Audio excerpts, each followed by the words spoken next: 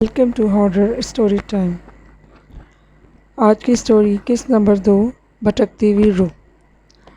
چلیے میں story red کرتی ہوں، آپ لوگ اسٹوری کو انجوائے کریں۔ میرا خیال ہے آپ ایلنا کے والد ہیں؟ جی ہاں، اس نے حیرت پر قابو پاتے ہوئے کہا۔ میں ایلنا سے ملنے آیا ہوں، کیا وہ گھر پر ہے؟ ہاں، 1-2 دن سے اس کی طبیعت ذرا سنبھلی ہے، اب تو وہ چل پھر بھی سکتی ہے۔ یہ کہتے ہوئے اس نے ایلنا کو آواز دی۔ وہ بال بکھرائے اور پیروں میں سلیپر اٹکائے ہوئے آ گئی۔ کیا میں اندر آ سکتا ہوں؟ کوزل نے اسے دیکھتے ہوئے اداس لہجے میں کہا۔ لڑکی نے باپ کو آنکھوں ہی آنکھوں میں اشارہ کیا۔ ہاں ہاں، ضرور آ سکتے ہیں ڈاکٹر صاحب۔ لڑکی کے بیمار چہرے پر معصوم مسکراہٹ ابھری۔ لڑکی تیز تیز قدم چلتی ہوئی اپنے کمرے میں گئی، ادھر ادھر بکھری ہوئی چیزوں کو جلد کرینے سے رکھا اور کرسیوں کو جھاڑا۔ اتنے میں ڈاکٹر اور اس کا باپ کمرے میں آ چکے تھے۔ آئیے بیٹھیے، لڑکی نے کرسی کی طرف اشارہ کرتے ہوئے کہا۔ لڑکی کا والد دروازے پہ کھڑا ہو گیا، اس کی آنکھوں سے بے چینی اور اضطراب نظر آ رہا تھا۔ آپ ایلنا کے علاج کے لیے آئے ہیں ڈاکٹر صاحب؟ اس نے پوچھا۔ ڈاکٹر نے اپنی سفید چھوٹی سی داڑھی پر ہاتھ پھیرتے ہوئے کہا، نہیں، میں تو ذرا مزاج پرسی کے لیے آیا تھا۔ ڈاکٹر، شاید آپ کو علم نہیں کہ ایلنا شادی شدہ ہے۔ لڑکی کے باپ کی آواز میں غصے کی جھلک تھی۔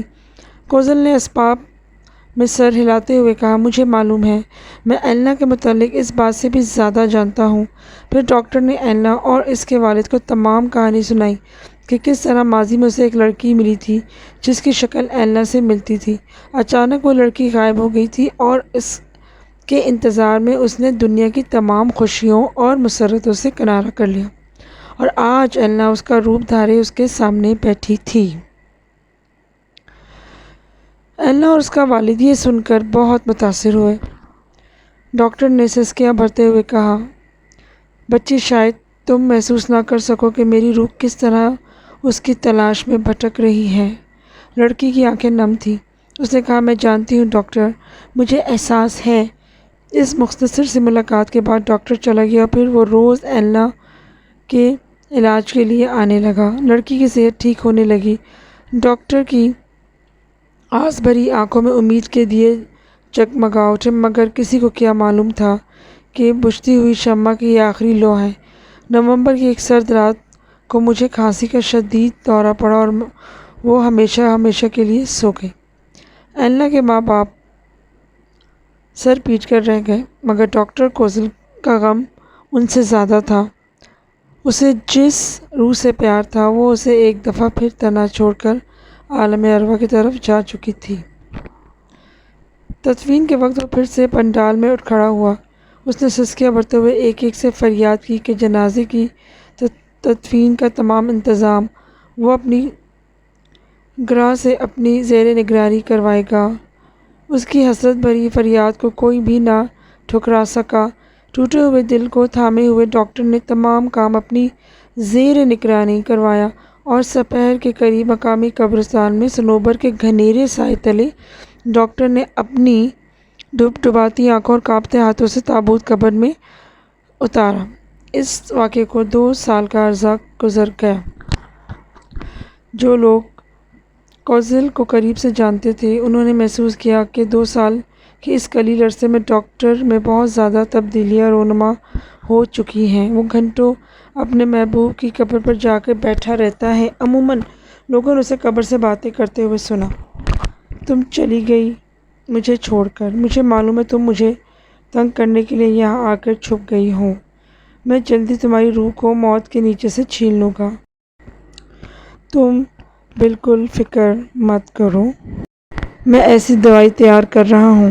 قبر کے پاس بیٹھے بیٹھے کبھی وہ معصوم بچوں کی طرح مچلتا، روتا، سسکیاں بھرتا اور کبھی کبھی کہکے مار کے ہنس پڑتا۔ اب وہ رات گئے تک بڑے عجیب و غریب تجربات کرتا رہتا۔ اگر اس کے ساتھی ڈاکٹر پوچھتے، حضرت آج کل کس تھیوری پر تجربات کیے جا رہے ہیں، تو اس کی ویران آنکھوں میں سوچ کے بادل گہرے ہو جاتے۔ میں ایک ایسا تجربہ کر رہا ہوں جو میری زندگی کا ایک عظیم کارنامہ ہوگا۔ یہ کہتے کہتے وہ دور خلاؤں میں گھورنے لگتا۔ اس کے ساتھی ڈاکٹر مسکرا کر چلے جاتے اور اس کو ان کے جانے کی خبر تک نہ ہوتی۔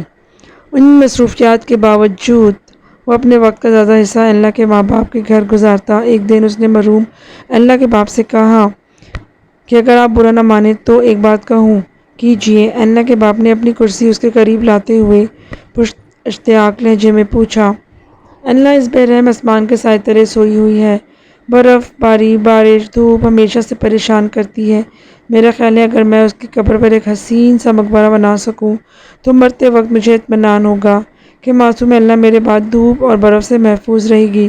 ڈاکٹر نے سب کچھ اس دکھ بھرے لہجے میں کہا کہ ایلنا کا باپ انکار نہ کر سکا۔ اور اب ڈاکٹر کوزل ڈاکٹر سے معمار بن گیا۔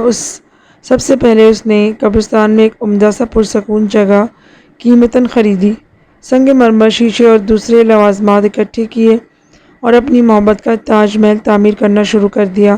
ایلنا کی دوسری برسی سے پہلے مقبرہ تیار ہو چکا تھا۔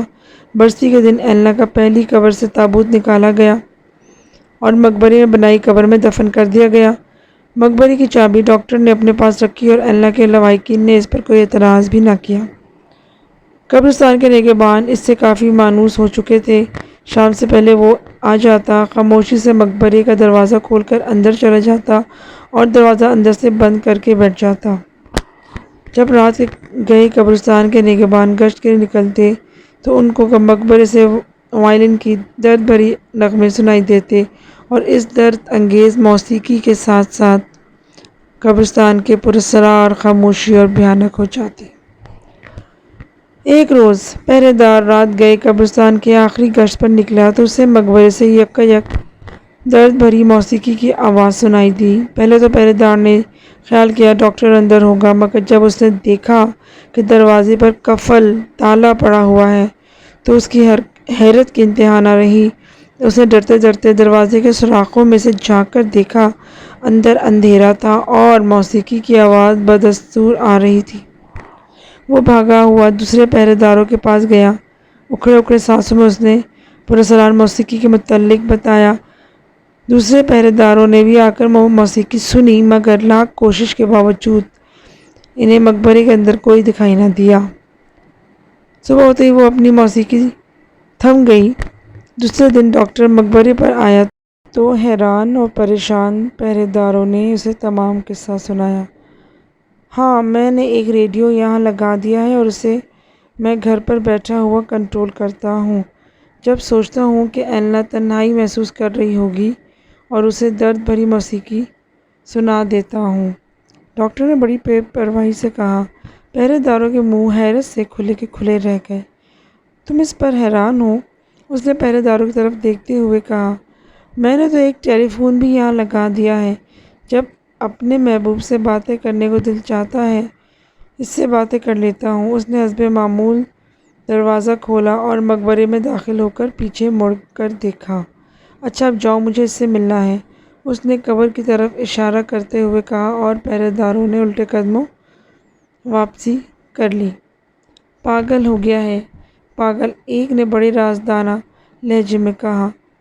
مجھے تو کوئی جادوگر دکھائی دیتا، دوسرے پہرے دار نے اپنی رائے کا اظہار کیا۔ دل کے معاملے کچھ دل والے ہی جانتے ہیں، دوسرے نے تان توڑی اور تینوں اپنی اپنی کوٹریوں میں واپس آ گئے۔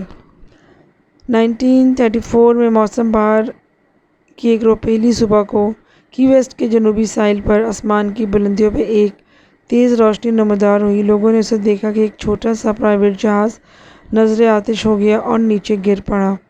جہاز اس بری طرح ٹوٹ پھوٹ کا شکار ہو چکا تھا کہ اس کا بننا اب ناممکن تھا۔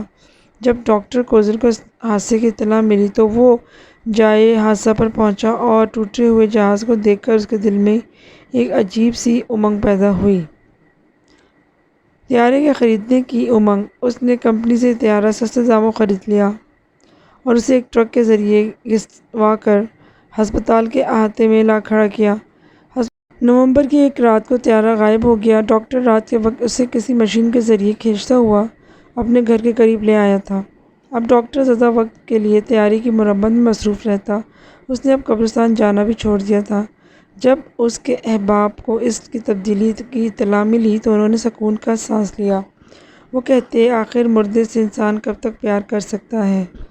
لوگ دھیرے دھیرے ماضی کے قصے بھولنے لگے۔ 7 سال کا عرصہ گزر گیا اور کسی کے ذہن میں یہ خیال تک نہ آیا کہ ڈاکٹر کوزل انسانی جرائم کی تاریخ میں نہایت ہی بھیانک جرم کا مرتکب ہو رہا ہے۔ جی تو ویورز، امید ہے کہ آپ کو اسٹوری کا مزہ آ رہا ہوگا۔ انشاءاللہ قسط نمبر 3 کے ساتھ میں حاضر ہوں گی۔ اس وقت تک کے لیے اجازت دیجیے۔ اللہ حافظ۔